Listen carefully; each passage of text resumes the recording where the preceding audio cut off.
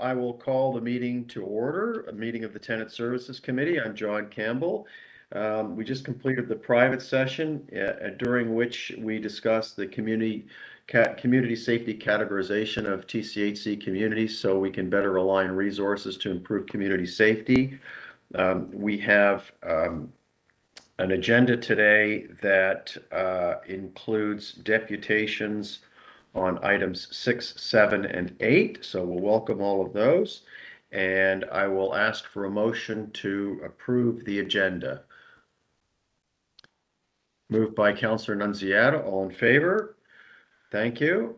Are there any declarations of possible conflict of interest? All right, seeing none. I need a motion to approve the meeting minutes, the public meeting session minutes of June the 9th. Moved by Uba. Thank you, Uba. All in favor? And then on business arising from the previous meeting, are there any questions on any of the items listed there or any items that may be omitted? All right. Seeing none, then motion to receive that, please. Moved by Councillor Nunziata. All in favor? Thank you. And then we have the Community Safety Advisory Subcommittee Chair's Report. And that's being presented by Councillor Fletcher, I believe. Is that correct? That's correct. Councillor Fletcher? You are on stage. Oh, I'm on stage right You're now. on stage. Yeah, we would like just the verbal update of the committee's most recent meeting. Thank you. We approved our charter, which we're suggesting that this committee review it, but it continue for its work, and that the categorization of communities, we finalized agreed to what the staff had redone after the year's work on it. Thank them very much for that. We received listings of work that's going on in each of the Category 4 communities, which are those communities which have the most chronic problems with gun violence, and asked our staff to more clearly align what the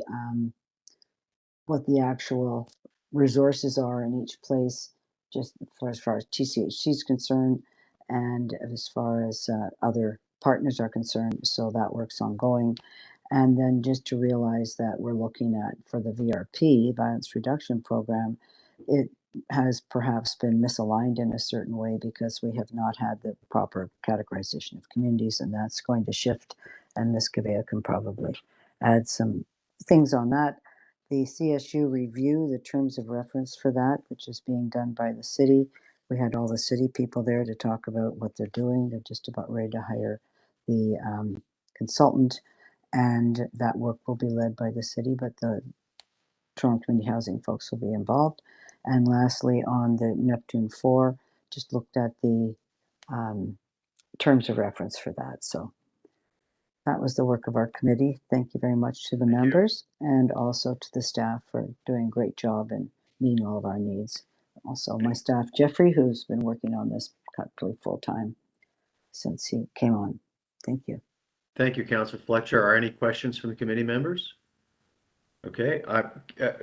Councillor Fletcher, when will the consultant report be completed? You say they're just about to hire. Do you know when that'll be completed? No, but it's taken a while to get, because of the pandemic and other things, and it's not under Tenants First, it's under SDFA and the deputy city manager. So that was, I think we're okay with it. It's just taking a while. Right. But it's a very aligning the terms of reference with the goals from the committee and from the board has taken a while. Right. Okay. Thank you. So we need a motion to approve the amendments to the Community Safety Advisory Subcommittee Charter. Moved by Uba. Sorry. Sorry. That was the motion to receive the chair's update, was it? Because we have a deputant in relation to item 6A. Oh, we have a deputy. I didn't see the deputy at 6A. Sorry. Let's see.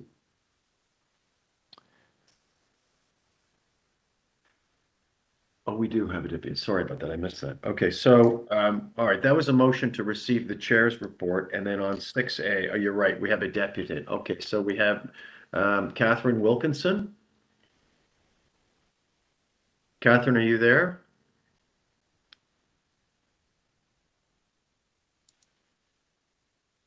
Do you know if she's there, Darren?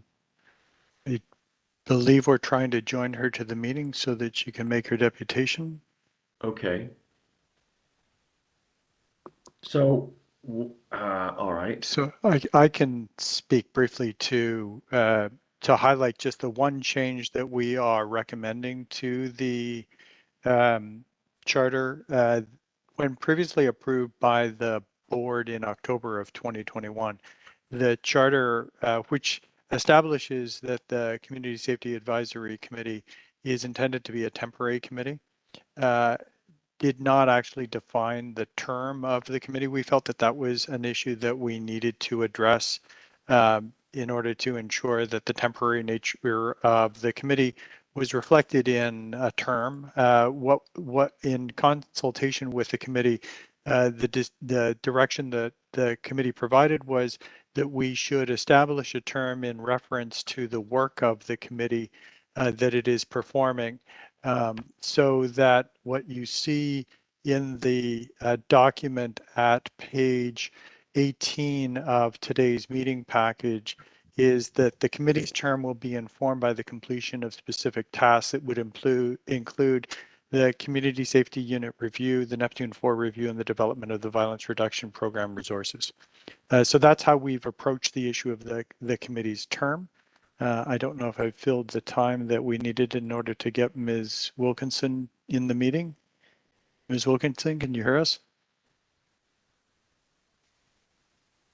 All right, so I think what we should do is ask if there are, all right, I'm going to ask committee members. We can always come back to Catherine. She has deputations on items 7 and 8A.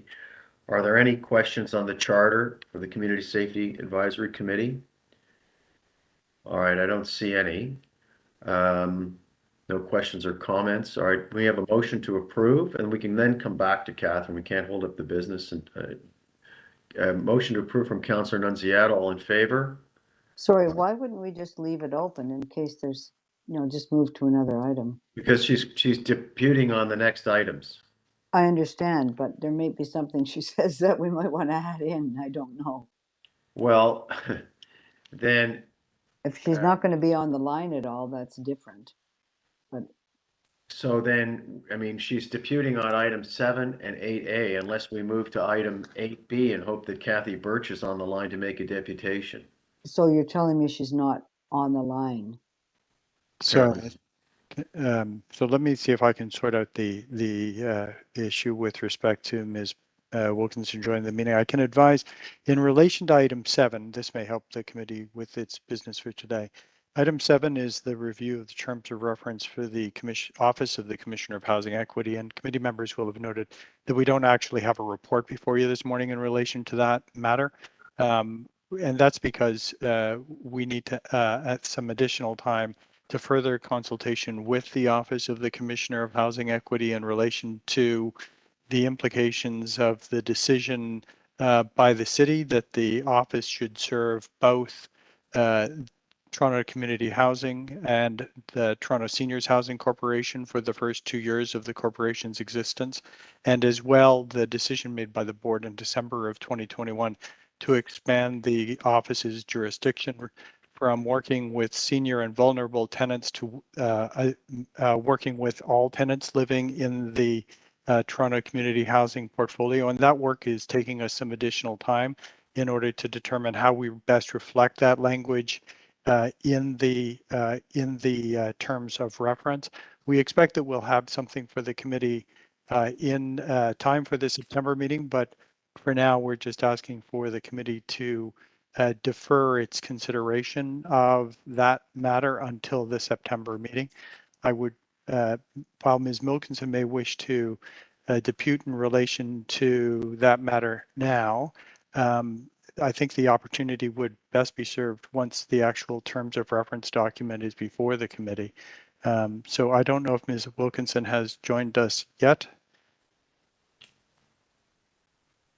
But If I could just say, sorry to interrupt, Sorry. I'm Summer, I'm Cynthia's senior advisor. She wanted me to publicly say that we agree that it's a good idea to push it to the next meeting to give us time to gather data and report out with some numbers. Thank you, Summer. Sorry to interrupt. Hi, Michael. Okay, so, Oh, good. I'm just in a TCHC meeting. all right, so Sorry. if we don't have Catherine on the line, is Kathy Birch available to make her deputation on item 8B? We could always reorder the agenda and deal with her comments and then address that particular issue.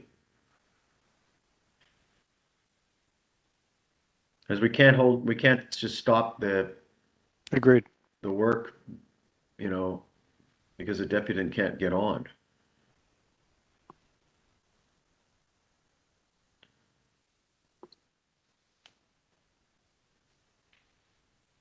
Dara, do we have Kathy Birch?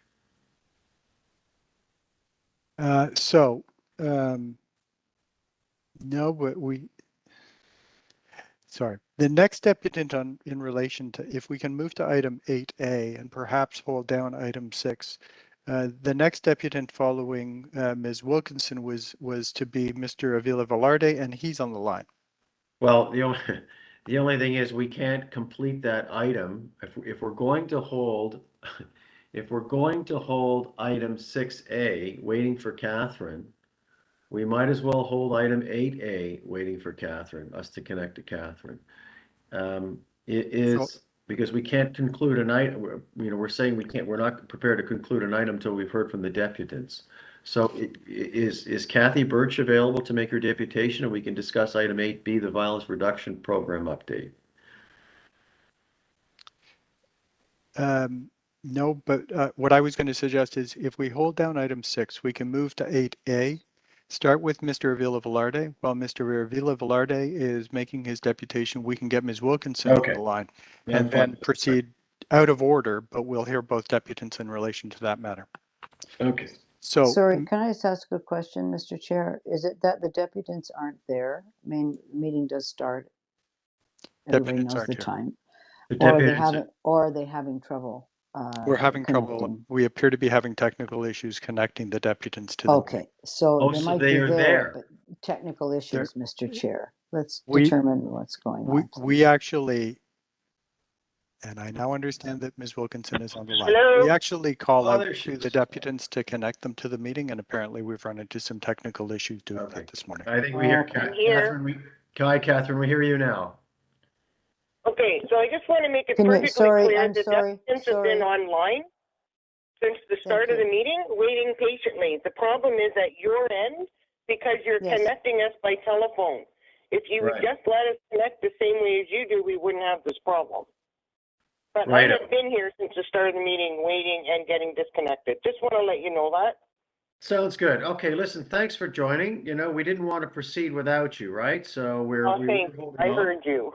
All right. Sorry for your troubles. We weren't gonna Sorry for actually your troubles. we weren't gonna postpone the meeting, but we were waiting. All right. So Yeah, listen, I get that. But we need to John? sort this out at your end. This happens every meeting. well, I So think we need to figure out what the glitch is. Why- Just why let aren't the they on Senate join the WebEx? WebEx meeting.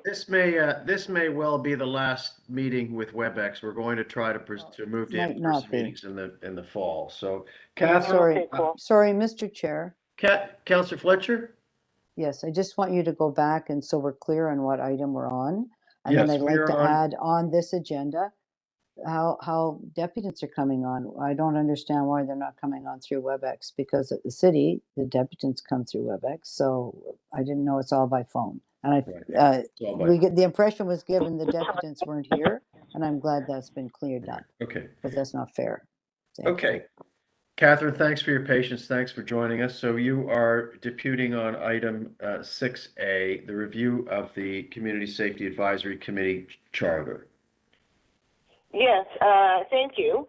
I just wanted to point out a couple of things that very few tenants are aware this newly created committee exists. This would suggest that the tenants who live in these high-need properties under review are also unaware of this committee, or the actions Toronto Community Housing is taking on behalf of their communities, and how the board is providing oversight. And I think it's important that at least the communities that are affected are aware that Toronto Community Housing is taking action. So I don't know how you communicate that to them. But, you know, the original CSAC charter was approved by the board in October 2021. And while I understand this is a time-limited subcommittee of the Tenant Services Committee, only the membership of the Community Safety Advisory Committee is listed on the Tenant Services Committee website page. The mandate and the charter are not. So I'd like to suggest consider adding a link to the charter so it's readily available on the website so that people understand the mandate of this committee should they wish to review previous meetings or participate in future meetings. I am pleased to see this committee come to fruition as it allows the board to take a deeper dive into safety concerns in our communities and address the challenges faced by both our tenants and our staff. Thank you. Thank you for your deputation. Any questions of the deputant? Okay, seeing none, need a motion to, and what, Darren, just one question. We probably will post the mandate and responsibilities of the committee once it's been approved. Is that correct? That's correct. That's correct. All right. Motion to approve the charter of this committee. Moved by Uba. All in favor? Okay, thank you. That completes that. So as I believe we're on item 7. As I indicated earlier, Mr. Chair, we are proposing that item 7, which is the terms of reference for the Office of the Commissioner of Housing Equity matter, be deferred until the committee's meeting of September 10th. So, yes, we're going to do that. Would it be improper to hear from the deputant, which can then perhaps advise us on this? If Ms. Wilkinson wants to speak to the issue now, the only challenge, of course, would be is that her comments, it may be a challenge for the deputant to make comments on a document that she hasn't had the opportunity to consider. But I'm happy to, if I would like to move that we hear the deputant because Yeah. there might be something she has to say that she'd like us to make sure is considered in this That's what I was thinking. conversation. So I think our tenants, and Ms. Wilkinson's been a board member, pretty wise. We should listen to what she has to say, and staff should hear that advice. Thank you. Yeah. Yeah, I'm willing to do that. Catherine? Thank you for all of that consideration. What I do want to say is I would defer speaking to an item as I don't have the revised terms of reference before me. My goal is ultimately to ensure that there's a collaborative and transparent process in place that includes working with the Commissioner of Housing Equity, our staff, perhaps someone from the city as well, as we carve out what a revised, terms of reference might look like. And when you bring that forward, I will be happy to comment on it. Thank you. Okay, that sounds fine. So we'll move deferral of this item until the next meeting. Someone move that, please. Moved By me. Councillor Nunziata. All in favor? All right, thank you.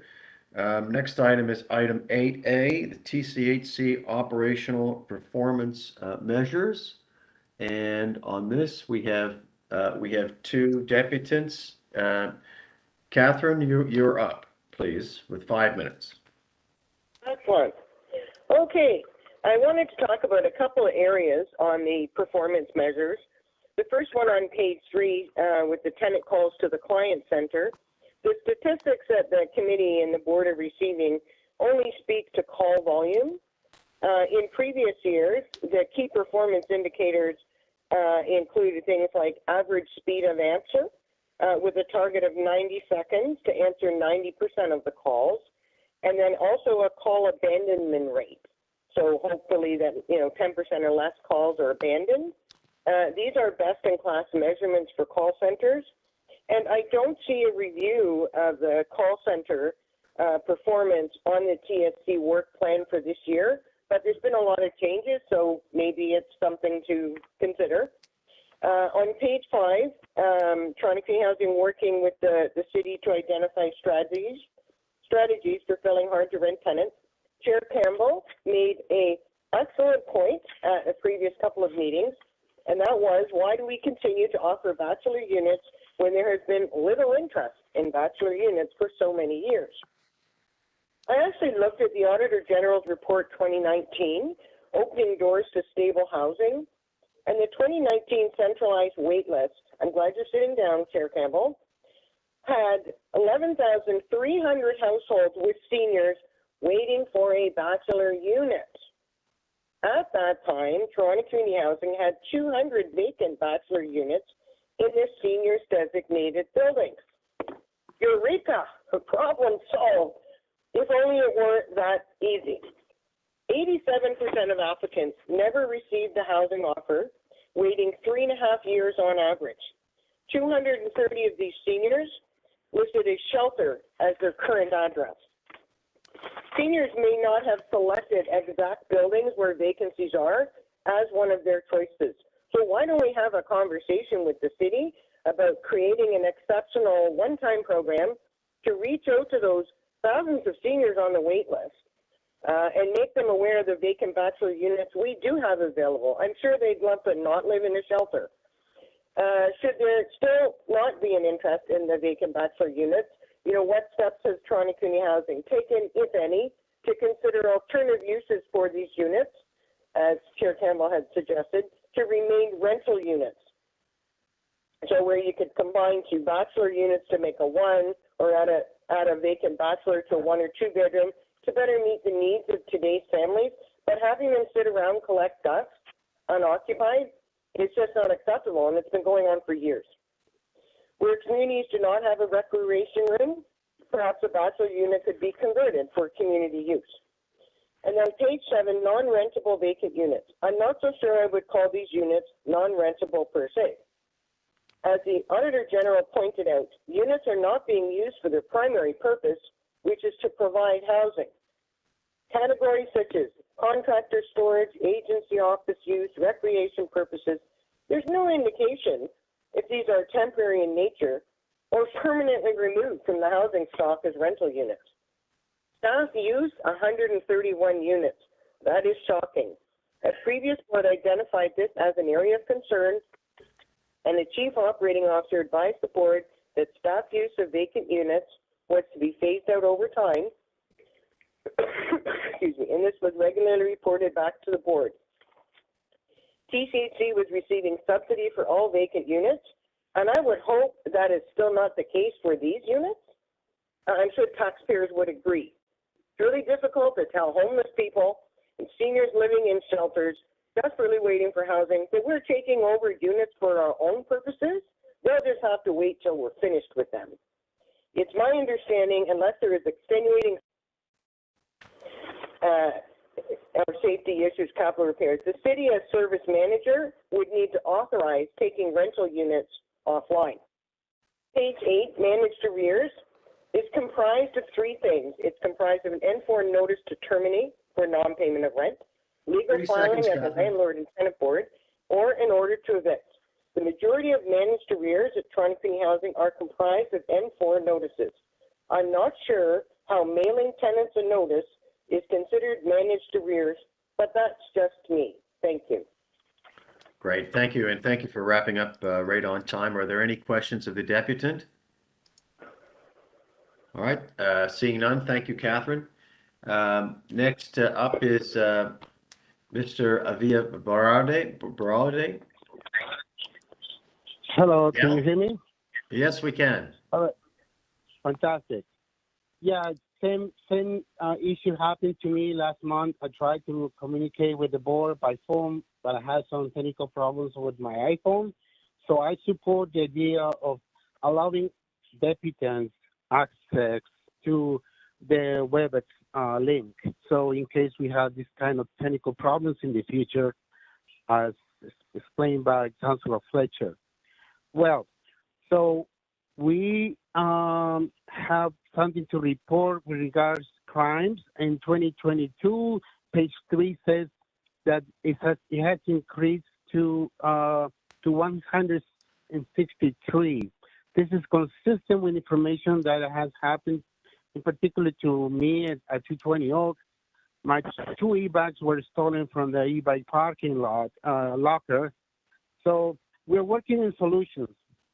So I'm speaking to regarding the operational performance measures, item 8, July 6, 2022.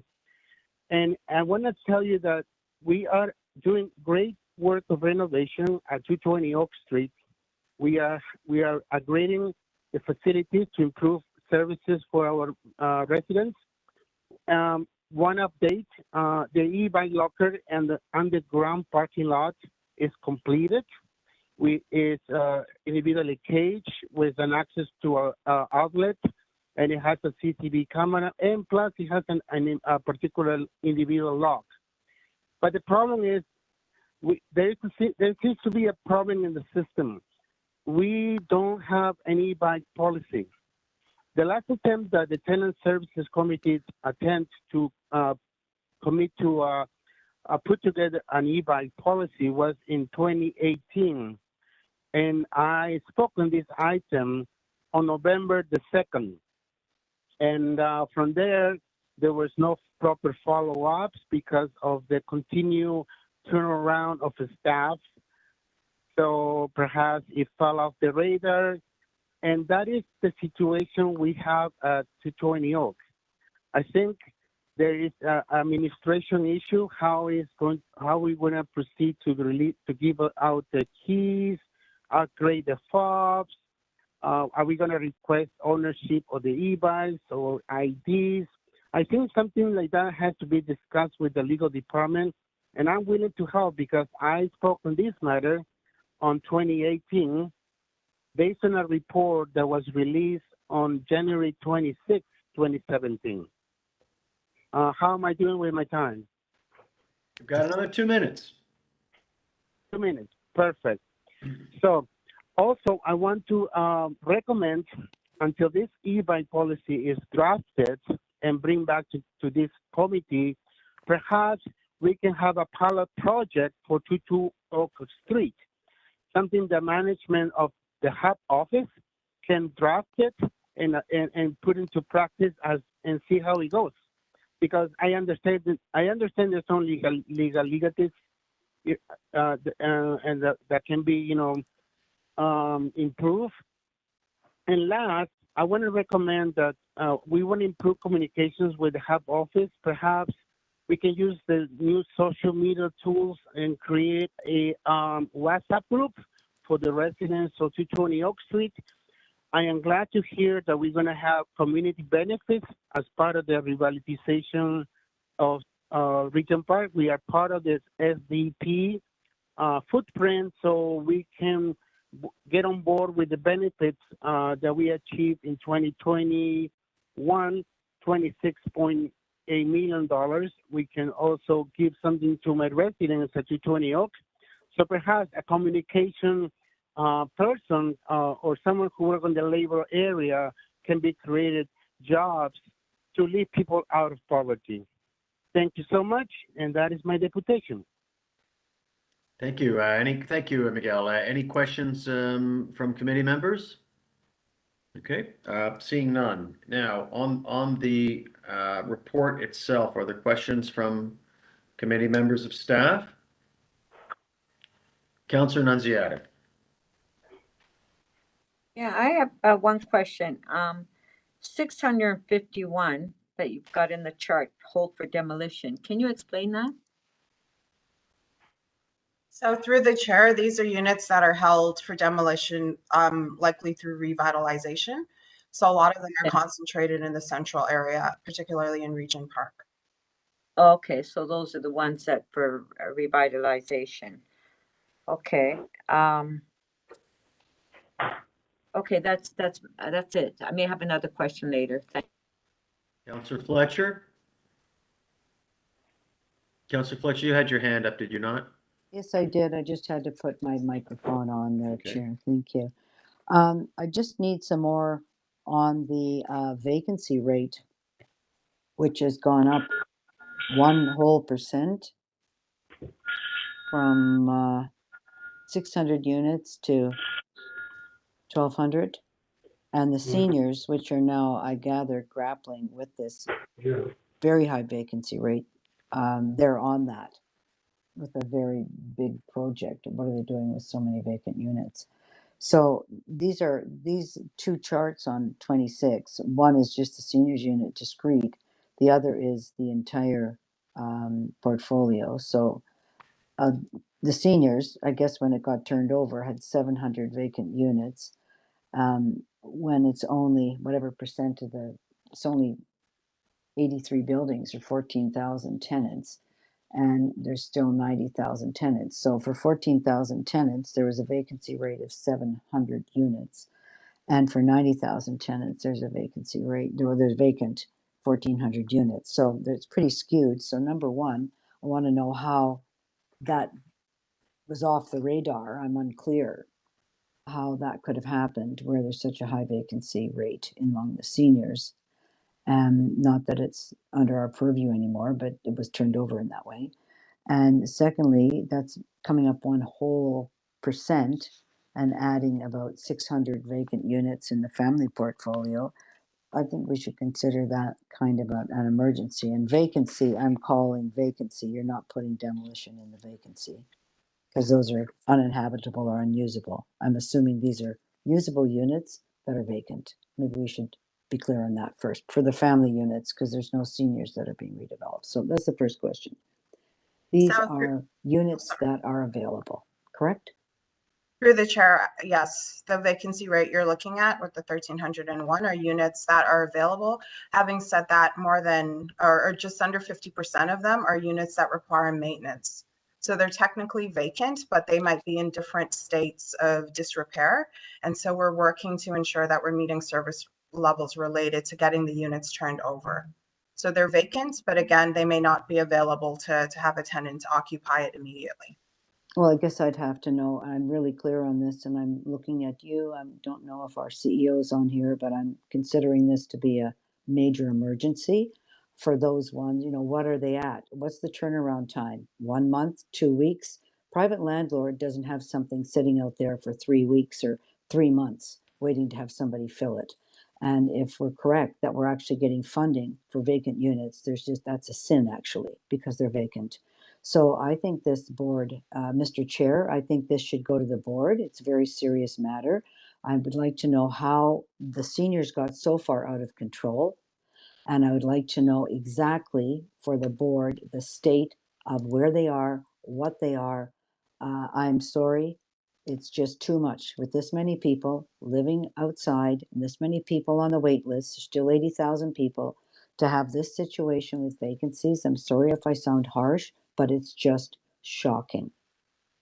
Altogether, units that there are 1,200 and another 700, almost 2,000 vacant units that are maybe not fixed yet. I'd consider that an emergency. And if I may, it's doubled in a year. It's doubled in the year, correct? So it's not as if those units were dealt with. They're now more online. And whether, I don't know, we have a lot of staff. We've got a lot of staff. So I think there's something to answer for here and a program that has to be taken in hand. It's not acceptable. So I want to Councillor, know I want to know how the seniors ballooned, doubled, and these other ones doubled. But the ratio of the seniors to vacant units is much higher than the ratio of family units to vacant units. That's all I'll say. would you like to make a motion, perhaps asking for staff to come back and report on why the vacancies have doubled and what the strategy is to reduce those numbers? I want to see 1,200 units. I want to see how long they've been uninhabited or vacant. How long does it take us to turn around a unit? How long does it take the private sector to turn around a unit? All right, so Paula, why don't, And I'd like to have the city comment on that as well, because most of unless these are all market units, then they're all RGI units. okay. We have 80,000 people. Sorry to be so stressed over this, but No, I think it's a big listen, problem. I think though, I think a motion would be in order for more information and an action plan, and rather than just receiving the report for information. So do you want to take a moment to think about that? Well, I'd like a report to the board on this because most of Right. this stuff doesn't go to the board. So we have to pick out the things that we think the board really needs to know about and be clear on. So this piece going to the board with a more fulsome information on why we have a doubling of the rate, how the seniors have such a high. I am still looking for that answer. If I get it here, then it can go to the board. But it's a very small portfolio to have such a large number of vacant units vis-a-vis the number of actual units for the seniors. And how many units have been sitting for how long? All right, so Nadia, are those questions to which you have answers right now, or do you, if you need to go back and find out further information, then we could make a motion and refer this to the board with, asking for more detail? So Chair Campbell, I would feel more comfortable bringing data and actually being able to speak to it. But I do want to acknowledge that we are taking vacancies very seriously, and we know this is a problem. So this is an area of focus for the team. We've implemented a variety of things, including a vacancy unit audit. So we're checking every unit. We do have some units that were transferred over from the previous data system into this one that have been sitting for a prolonged period of time, and we're prioritizing getting those on the market. But we recognize this is a significant issue, and I'd be happy to bring some updates to the board in terms of what we're seeing and what we need to be doing differently. And I'd like to That ask sounds- the service, thank you, that's great, appreciate it, and have the service manager or the service manager's representative. The city is the service manager for every single RGI unit that is held at Toronto Community Housing or any other housing provider in the city.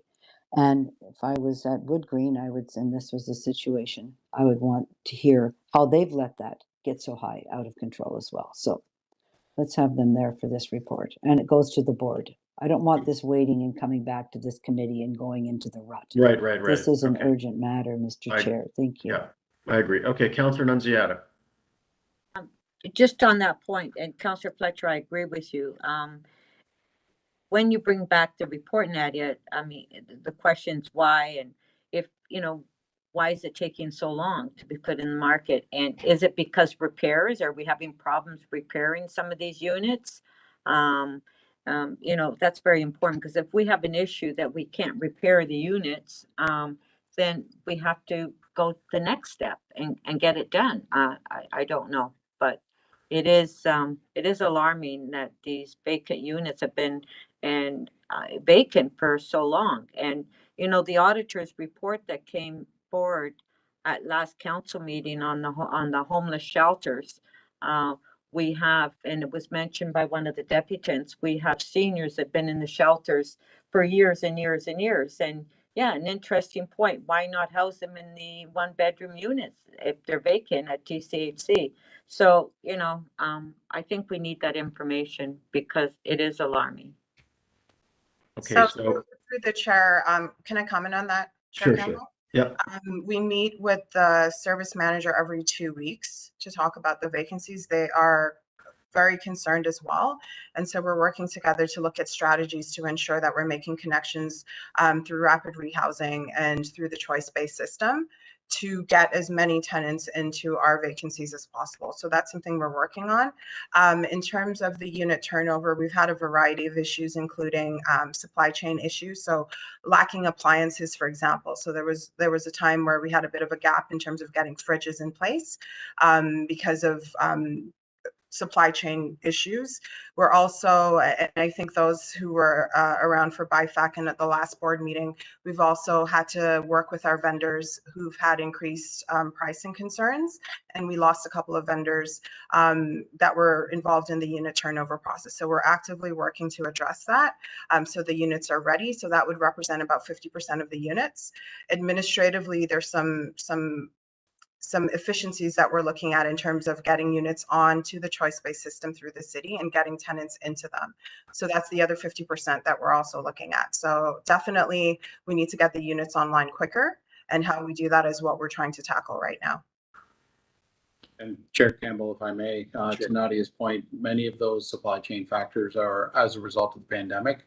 What we're not saying is that the increase in vacancies is solely due to some of the pandemic concerns. We are taking it once again very seriously, and we're looking into all of the different factors that are contributing to the increase. Thank you. So Dara. just want to make sure we're getting all that information Yes, I was when we going get to the ask report.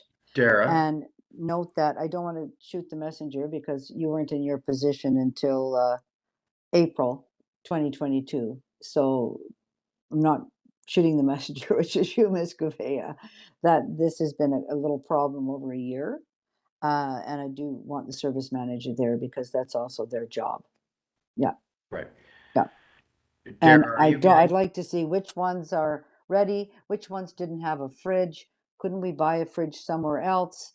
I think there were fridges around. So it's just, are we just, anyway, this is that we're in a housing crisis and we have all these empty units. I think we have to act like we're in one too, rather than business as usual. I'm glad to see you're taking it in hand. I appreciate that very, very much, Ms. Gouveia, that you're doing that. We should understand how we got here and how that number is going to be going down dramatically very quickly. Thank you. Okay, Dara, are you getting some of this to formulate some sort of a motion? So I've been trying, Okay. and what I've got, I've added, the original motion was simply to receive for its information. I've added, forwarded to the board for its information and provide additional data and develop a plan to respond to the year-over-year increase in TCHC's vacancy rate, including an explanation of the high vacancy rate in the seniors portfolio at the date of the seniors portfolio transfer. Okay, so that's very well done to this point, but we still want to take other questions from other committee members in case other points arise, okay? Thank you. So, other committee members, do you have any questions on the operational performance measures? We've any of the any other committee members? Yes, Mohammed, please. About this vacancy, I found that we will get information. So can we make a deadline that when we'll finish that repair and ready to bring seniors to those houses? We need to bring a deadline, then we can work together. So can someone answer Nadia, can you answer that, please, in regard to some sort of a deadline on the repairs? Just point of information, Mr. Chair. Yes. Mohammed, the seniors are not under this corporation any longer. So the plan for the seniors has nothing to do any longer with Toronto Community Housing. The question is how we turned it over at such a high level. Oh, yes. We're looking at the family units only, okay? Just to clarify for you. Thank you. Thank you. Thank you. Thank you. Through the chair, though, I will add, there are seniors that come into the family portfolio as well, and recognizing that there's opportunities to optimize getting vulnerable tenants that need housing into our communities. That's something that we're actively working on. I did want to mention that to set a deadline is a little bit more complicated because there are a variety of variables, including following service manager requirements and ensuring that we have an equitable system of access. And so I will bring as much information as I can in the next report to speak to how we could expedite the system and ensure that folks are moving into our vacant units. Thank you. Councillor Fletcher, I just want to see if there are any other committee members that have any other comments or questions. Okay, back to you, Councillor Fletcher. Thank you. Thank you, Mr. Chair, because the fact is that there are 80,000 people, and I don't think our board is really clear on that. And maybe our staff at TCH isn't so clear. 80,000 people waiting for housing on the RGI list. There's no new RGI. There's just our RGI. So somehow we have all these vacant units and all of this need, and the two things, it's a little bit too much business as usual here, or has been. I'm looking to you, Ms. Gouveia, for getting this back on track because you just got here. As I said, I'm not shooting the messenger, but I want to be really, really clear what type of information the board should have, because our job is to make sure this is happening. and that it's happening at all levels through our corporation and also the city. So I want, as usual, to see all of this information broken down by region. Central, we've got the seniors out. West, Central, East. Is there a skew somewhere? This should just be kind of, this is an emergency and it's just brought here in a report as if it was just standard business. So I'm going to say that I think that's unfortunate because I Right. know there's great concern about the vacancy rate and the number, how we're doing that. Then the level of these, you know, we get the ones that are uninhabitable or these or that. That means it's beyond repair, it needs whatever. How do you grade them? And how do you show how things are moving through the system? You must have internal, are your systems right to track? Because this is going to blow up. It's Okay, I think really a we've, hot potato. So right. what I'm saying is bring me more.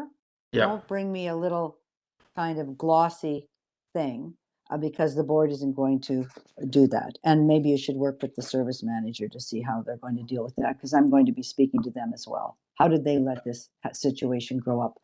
They were there all the time. You just got to this position, Ms. Gouveia, but they've been overseeing this since the beginning. So I think we have a problem at both ends. Thank you. I would like to, if I may, I would like to add, request that we add a little more detail because this is talking about family units. It's not talking about non-family units, which are, I guess, one bedroom and bachelor. And I would like to see that information added as well, because again, we know we have a long-standing problem with bachelor units not being rented. Like to know what the vacancy rate is on the one bedroom and the as well as the bachelor. And I would like to see, and Darry, you could put this in motion, a plan from staff to address the vacancies in bachelor units that may include changing those bachelor units, capital, changes to those, investment to changing those bachelor units to one bedrooms or two bedrooms or merging them with one bedrooms, or I don't know how you do it. Maybe depends who's, I guess, you know what, it depends what's next door, right? Is a bachelor next to a bachelor, then maybe it should be a one bedroom, but clearly so Darren, if you could incorporate that, addressing the bachelor unit problem and also the stats on one bedroom vacancies, I'd appreciate that. Because, I mean, there's clearly a problem if we have, a few hundred bachelor units that are sitting empty and nobody wants them.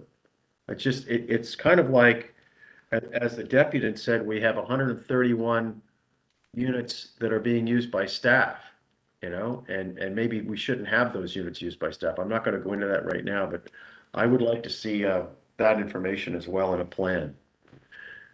So, Chair Campbell, maybe I can comment on that. Right now, Sure. our vacancy rate in bachelors is 5%. Okay. Of all of the bachelor units we do have, the vacancy rate in one bedroom is 3%, and all the other units are closer to 2%. Okay. So it is a higher vacancy rate in bachelor units. What we've been able to identify is the vacancy rates tend to align with our category 3 buildings, so communities that are highly vulnerable, potential high unit turnover, and less interest from folks to go into those buildings. And so, to your point, I think we're looking at different strategies to align either bachelor units or one bedrooms in category 3 communities that require additional support. So can we have on-site support to support the building at large? So all of that we can outline in that supplemental piece. And have we looked at, so if a unit, have we looked at units that are sort of chronically vacant? So it's not that somebody moves in 1 month and it's vacant, or they're there for a couple of months. Ones that are just chronically vacant, do we know the ones that are just, there might be some that have been sitting vacant for a year or longer. Do we have that number?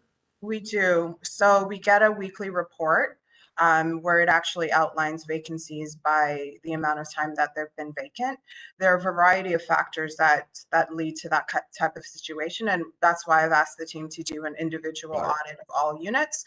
We'll be able to have comments on almost all of the units in the state and why it was vacant for as long as it's been. Great. Okay. Thank you for that. That's great information. If there's no further comments or questions from committee members, Derek, could you put the motion up, please?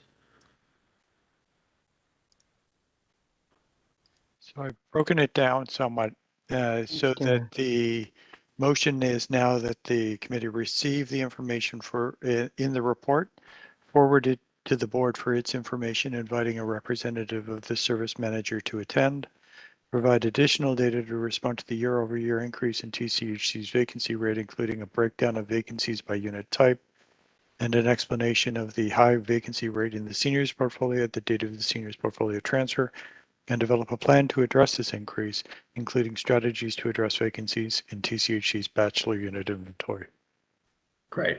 Okay, thank you. Sorry, a breakdown of the vacancies by region, by unit type, by region, and a information on how long, batching of them, how long they've been, duration of vacancy, and how, basically, what steps. We have all the people in Swansea. I'm sorry, I'm having a very difficult time with this, friends. Okay. Duration of vacancy and steps taken. I just want to hear. I don't want to hear. I just want to hear very clearly. Here's how much time it takes to fix this. Here's the kind of status of each one of these. How long they've been in that situation. We're closing in on a really big problem here, people. And it's not just ours. So maybe the reason for the length of time of the vacancy.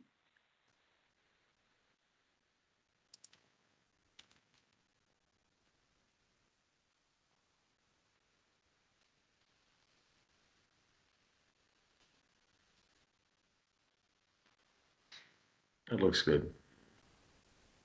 Okay. And you want to give us a list of where they are? Would region address that?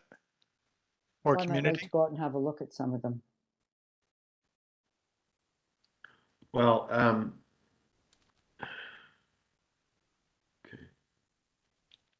That's fine. I can get that offline, but that's what I'd like. okay. All righty. Thank you, Dara, for that quick work. Yes, it's brilliant. Excellent. Always good to have a lawyer on staff.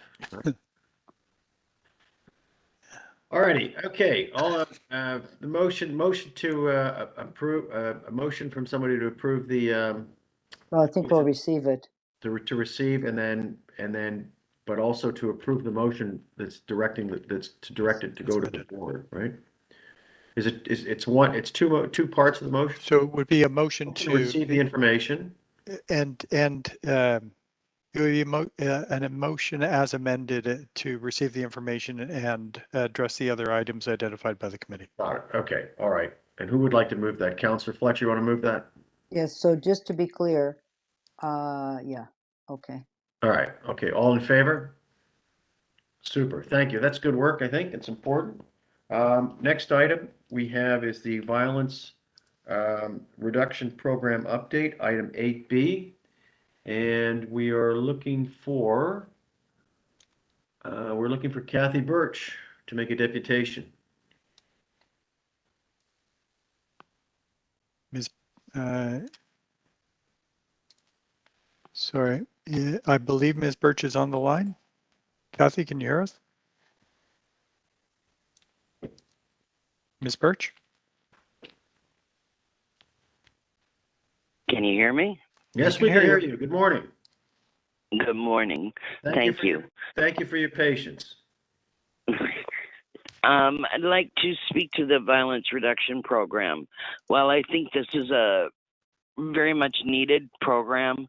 I think it gives the optics that the rest of the communities are doing okay, and that in fact is not true.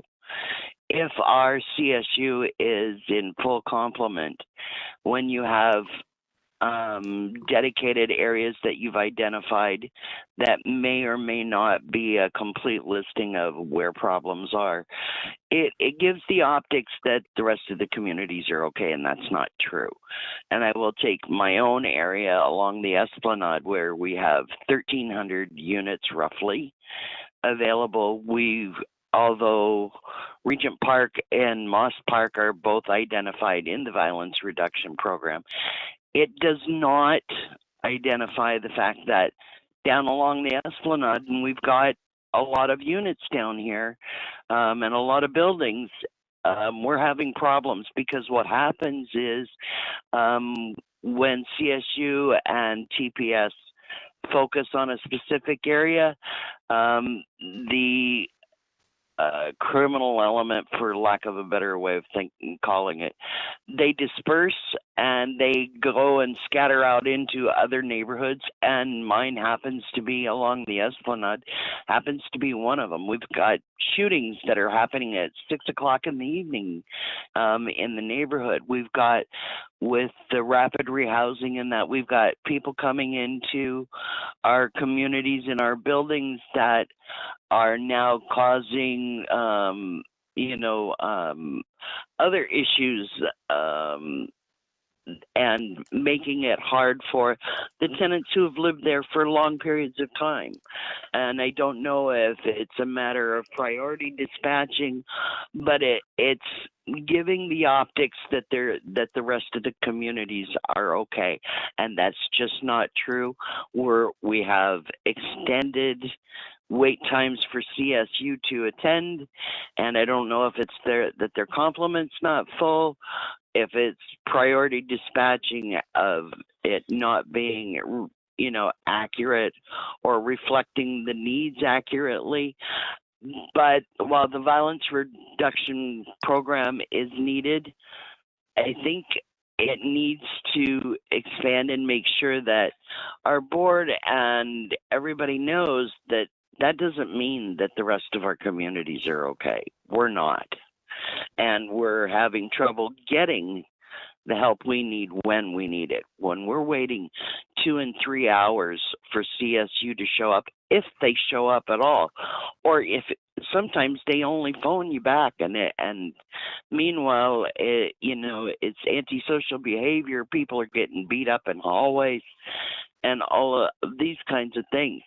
And further to that, for the tenants ourselves, because our engagement system is, quite honestly, a mess, because again, we're missing all kinds of staff all over the place in CSU engagement.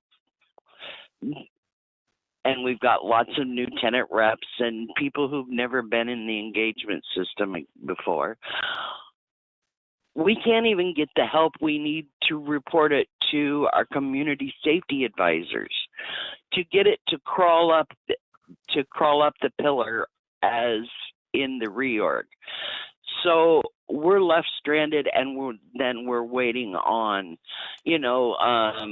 making sure that our managers, our regional managers, are getting TPS reports, or that may or may not be accompanied by a CSU report, so that they can build the case for evictions, for antisocial behavior. And even at that, even if they have all the paperwork, our legal department might not be fully staffed, and as far as I know, they're not. So we've got so many gapping staffs that it's leaving us as tenants in a real bind for getting the help that we need. And I need this committee and our board to understand we're in rough shape out here, and we're not getting the help we need. Okay, very good. Thank you very much for the deputation. Any questions from committee members of the deputant?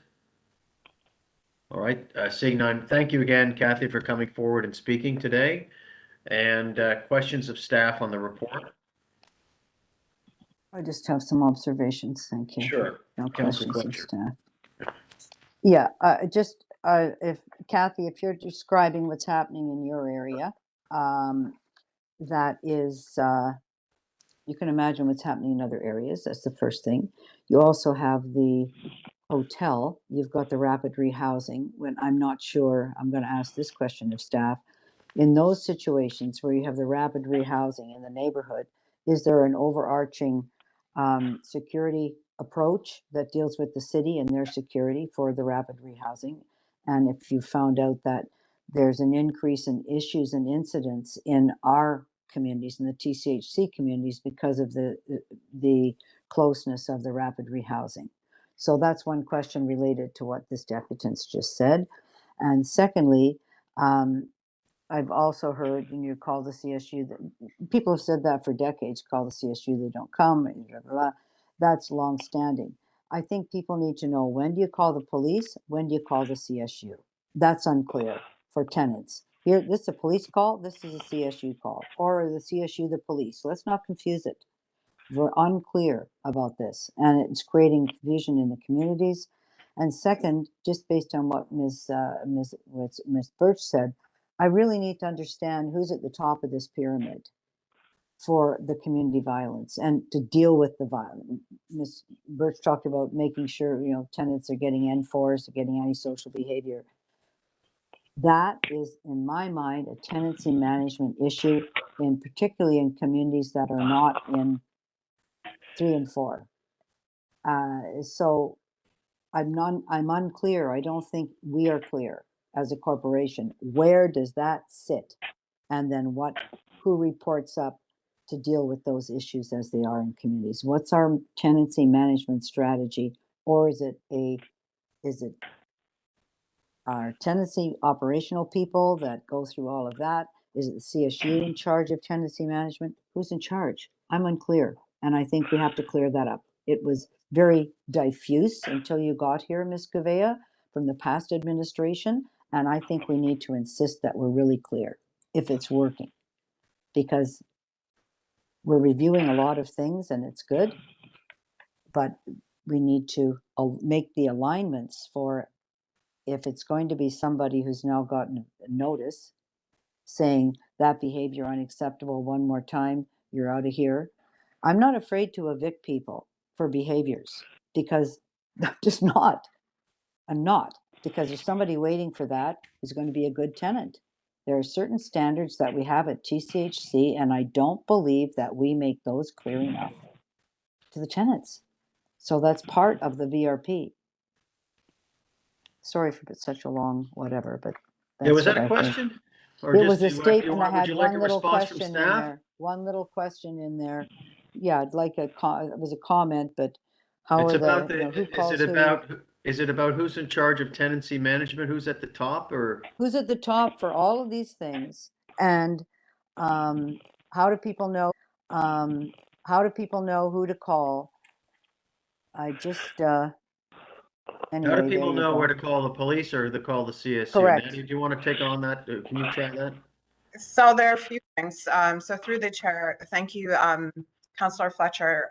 The first question around rapid rehousing. So rapid rehousing is our initiative with the city, where City's initiative that we're involved in. That's correct. They have a lot of so rapid we're rehousing. housing Thank you. tenants in our communities. So Coming from the street. Coming from the shelter system, Correct. they all come with services attached. So every household comes with an agency that's attached to it and providing services directly. We provide some infrastructure in terms of supporting with furniture and stabilization services, and we work with the city to do that.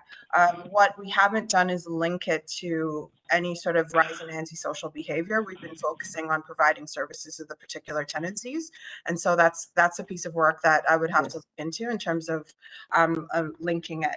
I'm sorry to interrupt. I think I made a mistake. Ms. Birch was talking about the shelter hotel and the impact in the neighborhood, I think. On maybe she wasn't, but that's the impression that I got. So I don't know what that looks both. like. Both, yeah, thanks. That's what I thought. Both. So rapid rehousing and the antisocial behavior, who's managing that? What's the city's job there? And then for the shelter hotel, is there any impact on the overall operations that we're finding in our communities? And if so, how's that being managed vis-a-vis the city? Thank you. I will have to follow up on the shelter hotels. I know we've heard some anecdotal evidence that it's had an impact on some of our communities, so I will follow up with the city on that piece. In terms of the tenancy management question, who is on top of the pyramid? It is the general manager, who oversees tenancy management as well as community safety and support. I know they work Thank you. closely with CSU. We have an entire system mapped out where CSU provides information to the tenancy management pillar, and they work on tenancy management issues upwards of evictions and the continuum all the way down. So that is a piece of work that we've undertaken. I do want to frame many of our shooting and gun violence incidents happen with non-TCHC tenants. So they may not be people on the lease, they might be guests, it might be, you know, folks outside in a crowd. And so I do want to acknowledge that it's not always neatly linked to a tenancy management outcome. But where there is, I know that Al and the team worked really closely with the regional GM to address that issue. But it's not hitting the front lines is my point. It's not getting to us, the tenant, Sorry, and you're Kathy. not getting that. Thank you, Kathy. So now it's questions of committee members of staff. Thank you. Sorry. Yeah, that's okay. Okay. Anything else, Councillor Fletcher? Yeah. Okay. I have some. If other committee members have questions, I have some questions. If I may, but I defer to other committee members first. Yes, Mohammed. Go ahead, please. Yeah, my question, like the waiting time, why we need to wait 3-4 hours to get response from the security, and how many staff? We don't have enough staff that can respond faster when something happen in the area. Why it is take long time? And I was telling that for the youth engagement in the, you know, the like a kind of different activities, we can engage with the school board and educate, and also educate the tenant that if you do something like not good behavior, right, it is impact that you are not a good resident. So we need to educate every person that you living a place, we need to live peacefully, respect each other, we have to obey the law. We need to educate tenant that you live somewhere, someone say, oh, that area is not good, don't go to you know, some relatives, they don't want to visit, right? We need to educate. So we need to do something to create an image that Toronto community housing is like a secure place and good neighborhood, so we can live together peacefully and respectfully. So my suggestion, find a solution, please. Do something to create a good image in the community. Thank you. So through the chair, I'll address the second. I'll start with the second comment and then I'll go to the original question. So through our violence reduction program, and Likwa and Kala is also here to potentially supplement. Through the violence reduction program, we do work with agencies and programs available for young people, particularly in communities that are disproportionately impacted by gun violence, and we connect them to services where we can. Through SafeTO, both TDSB and TCDSB are at the table. And so what we did with our summer safety strategy last year, we worked closely with the school boards to align access to space and any opportunities there to provide support to young people. I think the before school and after school program piece we can take away and review with the team, just to ensure that we are maximizing any opportunities available to our young people. So that's a really good comment, and I'd like the team to take that away and look into it. In terms of the wait times, I know that our Senior Director of the Community Safety Unit is here, Al Britton. Al, maybe you can speak to that. I also do want to acknowledge Councillor Fletcher's comments around or in response to the deputant around service levels. I do think there's an opportunity for us to clarify when we call CSU versus when we call TPS, and what our expected wait times are, so the tenants are aware and not expecting somebody to respond immediately. So Al, I don't know if we can take that away and look at some increased communication around what to expect when you call CSU dispatch so that tenants are understanding what the service standards are and whether we're meeting them. So maybe you can comment, Al, on the question around waiting for 3 to 4 hours for a response from CSU. Yes, good morning, and through the chair, definitely 3 to 4 hours is completely unacceptable, and that is not what CSU strives for. As Councillor Fletcher has mentioned, this has been a systemic problem for many years. I've been with TCHC for 4 years and in this current role for the last 9 months, and it's something we put a very high priority on, is the prioritization of calls and the dispatching in a timely fashion. We've built a better, more robust dispatch center where we have it properly staffed now with a supervisor where they can vet the calls and try to prioritize and align people. If we have people call our dispatch and it's more appropriately aligned to Toronto Police, our dispatch staff will make the call in some cases. In other cases, they'll direct the caller to make the call if it's more timely, and then we'll back it up with a call personally as well from our dispatcher to TPS dispatch. In regards to the times, what we really are trying to do is we're trying to really build a system that tracks the times. When I first arrived, there was the times were manually entered, and sometimes we found they weren't accurate. So we're working at a system internally through, obviously an updated computerized system where we'll be able to track that, report to the board, and be very clear on our expectations as far as we expect people to be responding in a timely fashion. The one thing we do have against us is we have patrol zones with buildings in it, and sometimes if a person's at the far end of their patrol zone, it could take a while with traffic, but those should be one-offs and certainly are not an excuse. It's just a fact of what our people have to deal with. The last thing I would just add in response is in regards to the communication. We have recently created pamphlets, which our CSAs are handing out quite frequently to tenants, and the pamphlets outline what CSU does, the role of CSU, and does also provide the information with Toronto Police. So if it's beyond the scope of CSU that they should be contacting Toronto Police, I think we do need to brand that more clearly and educate tenants, and that's something we will undertake as a unit to do. Thank you. Any further questions from committee members? Yes. Why communities that have neighborhood police officers, is the CSU actually taking those calls and then not coming? I mean, that's an experience I just had this week.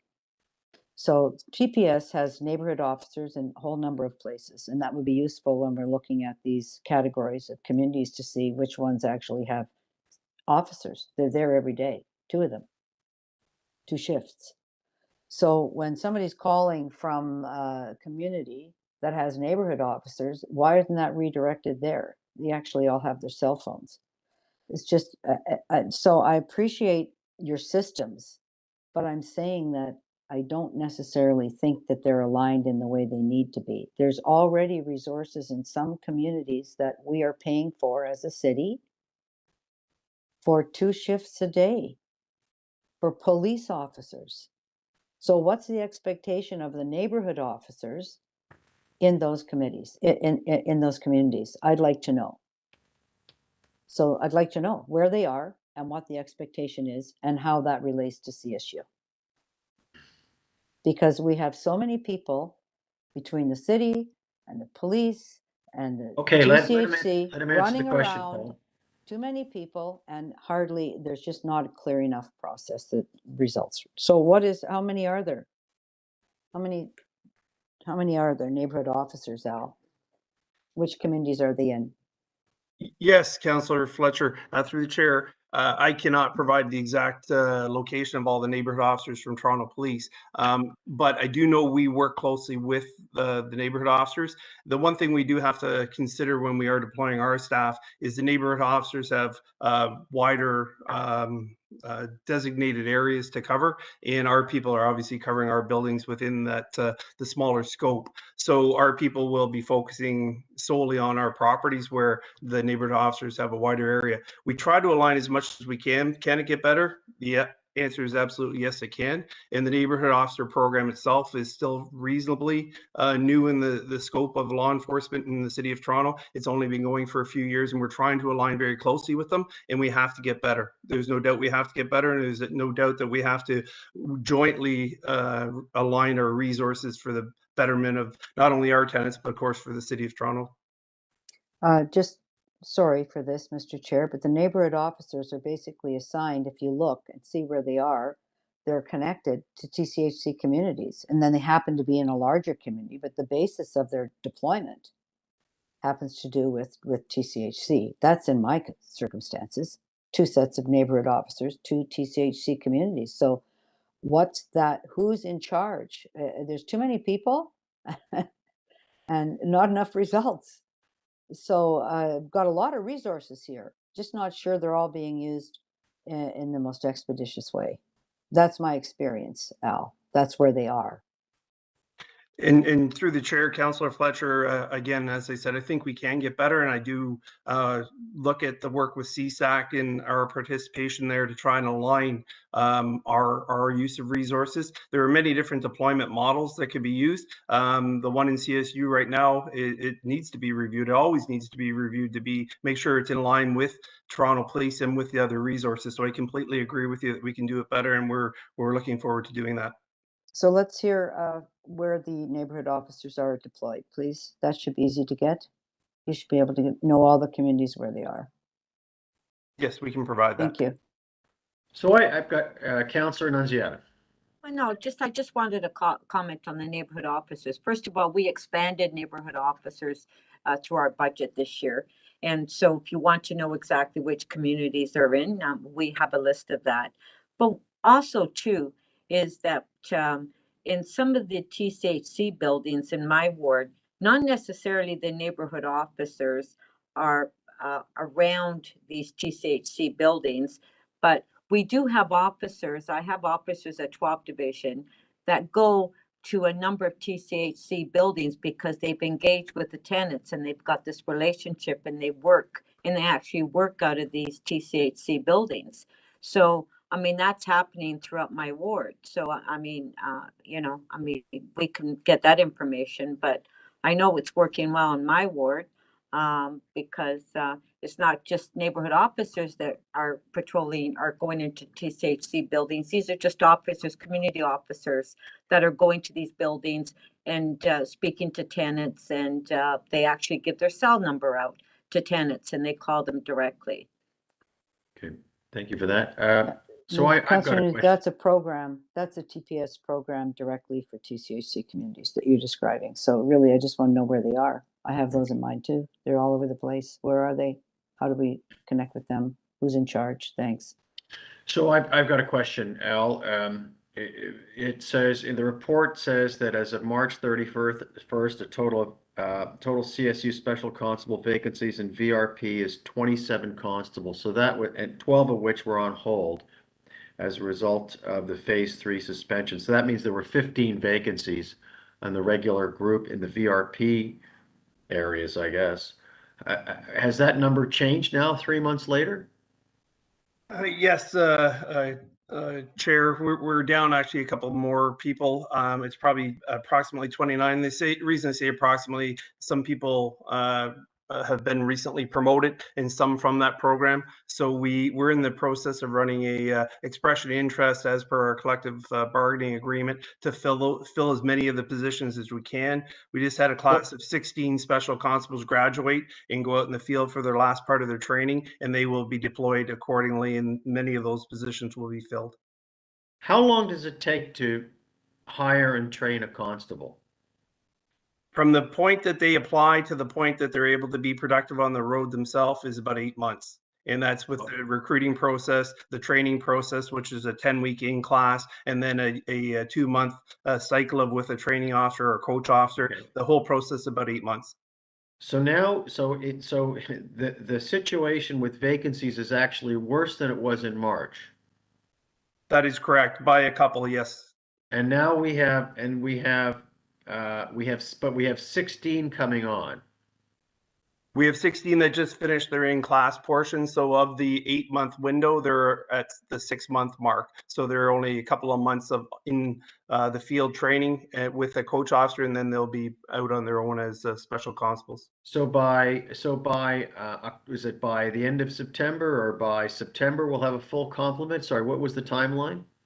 Yes, by September, we'll have those 16 in the field. Unfortunately, we will not have a full complement until we probably process another class. The reason I say the thing is a moving target, because when people leave, another vacancy is created. Of course.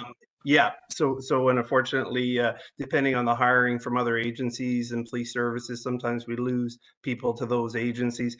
We can't predict. We just go by past trends. But for purposes of our hiring, we have another class where it's 16, slated for 16 to start in September. We're hoping to be able to make that 20, which will put us in a better position to fully staff by the new year for the VRP sites. But again, that is subject to our attrition rate. Are any of these recruits former residents of TCHC? Yes, we have several that have been former residents, and actually, I'm very happy to say we have a few that were also interns. We took in through the intern program with Toronto Community Housing, and they were very successful in their internship and came back as special constables, and then ultimately as community safety advisors as well. So yes, there are some. Okay, I note the report notes that there's a decrease of crimes against persons, which is great, but the crimes against property was up. What's an example of crimes against property? Is it graffiti? Is it smashing windows and doors? Is it, taking a baseball bat to a fire extinguisher? What are the typical examples of crimes against property? Yes, Chair, they would be all the above, but they'd also be theft of property. And in the case of Mr. Avila, who spoke earlier, he spoke of the e-bike being stolen. That would be also a case of crimes against property, where it's a physical either damage to property or theft of property. And then the other crimes against persons is more of the violent nature. Okay, and then I guess the next question is for Ms. Gueva. It says that crime is also addressed by the issuance of eviction notices by the legal department. How many evictions do we do as a result of crime in a year? Or maybe that's Dara's question, or Nadia, do you know? Chair Campbell, I don't have the number off the top of my head. I can bring that back to you though. Dara, do you know?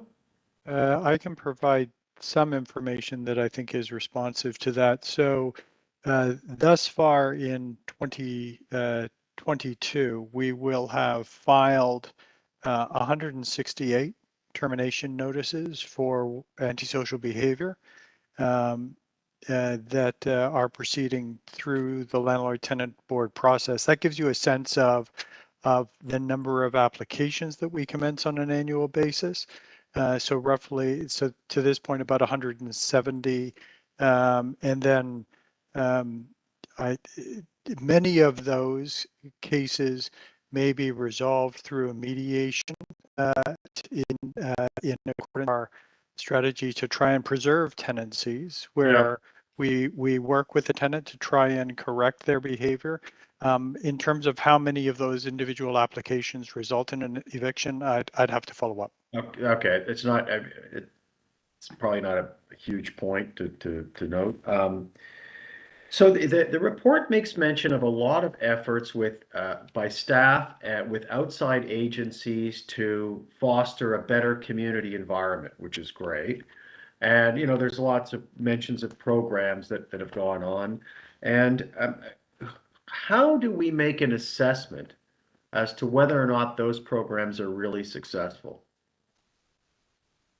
And so do we go through a process? Do we go through a regular review of some of these and say, it's not really working, or we're not really seeing results, or we like what we're seeing, or how do we sort of vet these to make sure that we're not just, spinning our wheels? Because, as a former trustee with the school board and chair of the school board, I know that, one of the greatest focuses by the school board is to improve, learning about, with young Black youths who struggle with school, who fall out, get into problems, join gangs, and so on. And I'm wondering if we have a similar sort of focus in our efforts to reach out to that, sort of very vulnerable sector that, goes wayward, drops out of school, gets into trouble. So, Chair Campbell, to answer your question, we work closely with local community partners and the local staff to identify partners that have really positive relationships with the community. We also seek feedback from tenants, and Liqua, maybe you can speak to this, certainly with our use of space agreements. If we're hearing that a partner isn't delivering on services, we work to terminate or not to extend any of the access to spaces. The partners that are listed and described in the report aren't necessarily ones that we're funding. They're ones that we're working alongside and working to address the issues with. In terms of the population we focus on, a lot of our programs are focused on engaging young people, particularly those that are face barriers to the employment market, young people with previous criminal histories or experiences like you described. So that is a demographic that we're actively working with. We've also identified mothers or guardians of young people that have been victims of gun violence, and we've done some work with them. And so we try to work with the folks that are most vulnerable. And if there are any additional groups that come to our attention, we kind of do the general engagement with them. Look, I don't know if you want to add anything to that. Yes, I do, Nadia. Thank you. Through the chair. So as Nadia described, we are now standardizing our process for assessing how parking through our use of space agreement. So for actually in our buildings providing service, we now have an annual assessment done by the engagement coordinator, which looks at tracking how many tenants are being served. In some cases, we're serving people in the community, our tenants, and so we try to make sure that the programs that are happening in our buildings are mostly our tenants. So we're tracking that as well, and then through our quality indicators, the SQIs, we get to hear how tenants feel about that are available in their building. So there is so there are several ways in which we're able to sort of assess how things are going at that level. We're also working very closely with other partners like the province. Just tomorrow for the northwest part of the city is the west, where we have most of these category 4 buildings that we talked about. We're going to be presenting to service partners that are working with youth who have been incarcerated and are being released back into the community. So for those who are coming back into TCHC, tomorrow we'll be presenting, depending on which services to them at those particular buildings. I mean, this is some collaboration in our violence reduction program. Okay, thank you. I think we need to improve your internet connection. Of course, then again, hopefully we're going to just meet in person, right? And stop. Okay, Uba, you had a question? Yeah. Thanks, John, for asking that last question, because I was thinking the same way. And I appreciate the staff's taking a holistic approach to cover all this. My question is, when we are hiring the constables, are we hiring some from the racialized community and diverse communities? And are we, who speaks different language to meet the needs of our diverse tenants? Yes, through the chair, director. Yes, we are hiring from the communities, and as a matter of fact, we're working with the center to bring forward a cadet program where we'll be solely hiring younger males and females from the communities that we serve. And we do look at language skills. We do look at diverse backgrounds, and I'm very happy to say every class that we have do have many aspects of diversity and language skills within. Any follow-up, Uba? No, that's it. Did I don't know if I heard correctly. So we are hiring from the racialized community, right? From racialized community. Yes, Okay. that is correct. We are. Thanks a lot. Okay, Councillor Fletcher? Yes, so in the past, when we've asked for the statistics, we've been told that you didn't keep any. So can you confirm that you are keeping the statistics of who's being hired, racial backgrounds, etc., of all those people coming on staff? So when we ask for that, you can give it to us. Through the chair, Councillor, I will I think I'm definitely going to deal ask with our. Jag for that. Pardon? Yes, thank you. There's Barbara.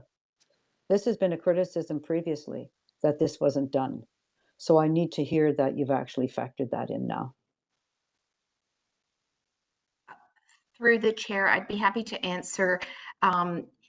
We have, as part of the applicant tracking process, candidates are given the option to voluntarily respond and identify whether they to indicate how they identify as part of a designated group or not.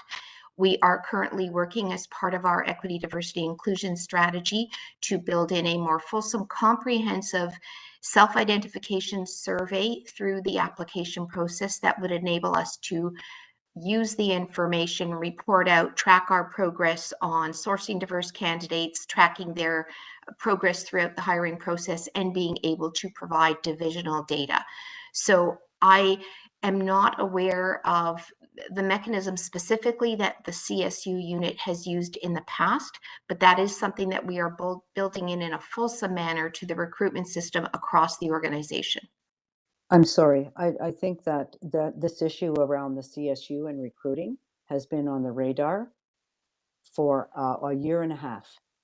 And to hear that that's not part of your recruitment process is extremely disappointing. So how many of the recruits have indicated, so of 16, what are the statistics where people have, I don't need to know the exact statistics, I need to know that 16 people that are coming on have voluntarily given their information. Is that the case? Through the chair, Councillor Fletcher, I wasn't suggesting that we weren't collecting. As I indicated, it is part of the recruitment process for all applicants are given the opportunity to self-identify. I do not have, so I can certainly, I can go offline to take a look to see what information we have from the most recent recruitment process within CSU. We can certainly look and see what data we have. Well, I'd like to have that now. I'm asking Mr. Britton. Obviously, it's not as if this board has been uninterested in this issue. It's been a hot issue. I'm seeing nodding from Uba. Yes, very big issue. So when I ask that, I would expect actually that right there is an answer. Councillor Fletcher, through the through the chair, we will definitely work with Barbara and her team to provide that information to you. I can definitely state that we do prioritize our hiring practices to make sure we are inclusive and do consider all aspects. So we will definitely provide whatever statistics we can obtain through the HR team and through our own unit. That is for the new hires. I get it. You didn't ask in the old hires, but we've asked that information for the new hires. And now I'm hearing you don't actively have it. And that's number one. Maybe you do, but you're unable to tell as far as the new hiring for the CSU is concerned. And for you, Mohammed, who are new, it turned out that with the changes in the CSU, all of the management had been hired from outside, and it was all white, many former police officers. And that was a question asked of CSU. We need to go back and review that hiring process. We want to know who's being hired, who's being promoted. And so there you go. I'm just reiterating something that's been said so many times. And not having that as a lens, clear lens, is very concerning to me. And I'm speaking to you, Jag, now, because you haven't been here from the beginning of that conversation, but you've been here for part of that conversation. That conversation's been going on almost 2 years, almost 2 years. So Councillor Fletcher, I can assure you that just having taken part in the graduation of the recruitment class, that just my observations are it is a very, very diverse group. And as far as the collection of information, I can certainly work with Barbara and Al to ensure that one, we are doing what it is that we had committed to do. And number two, what information are we I just need to be cautious around what is it that we're allowed to collect and in how and in what form are we allowed to use it and what mechanisms. So, Got it. but certainly I can tell you just from participating in that graduating class, it was a very diverse group. I understand, and I really appreciate you saying that. But the point is that if 16 people are there, my question is, of 16 people, did 50% fill that out? Did 100% fill that out? That is just one of those things because we can't actually, you're not actually doing that yet after 2 years. So Darrett had his hand up. I'm sorry I'm being really pushy today, but I feel very pushy because this is an ongoing issue for this board and this committee and for the hiring around CSU. I was just going to reiterate the issue that Jag identified, which is that there are legal restrictions on the manner in which we can collect and disseminate, use that information, and that may inform what information we're in a position to share with the board and its committees. To the extent that we can legally share that information with the committees that we know they're interested in it. We want to make sure that the information is accurate and reflective of an organized process, and we'll do what we can to provide the information. Just if I can follow up, please, because in any recruiting, and Ms. Schulman, you'll know that very well for boards and others at the city, 100 people come in, people have the opportunity to sign that. Everybody knows if they have signed that or not. We can get information. I'm not asking for the names. I'm asking how many people identified. It's pretty simple. I don't think it's a big legal question. Of 16 people, did everybody self-identify that made an application or not? It's a pretty simple question, Mr. Chair. Yep. Thank you. Okay, important topic. All right, any other questions on the staff report? Okay, seeing none, a motion to receive for information. Moved by Councillor Nunziata. All in favor? Thank you. Motion to adjourn, moved by Uba. Uba She moves wants motion to out. adjourn. All in favor? Thank you. Thank you to Thank you. staff. Bye-bye. Thank you, Nadia. Great stuff. Thank you, Jack. Okay. Thank you, Dara. As always, good job. Okay. Thanks. See you later. Have a great weekend. Yeah, it's bye-bye.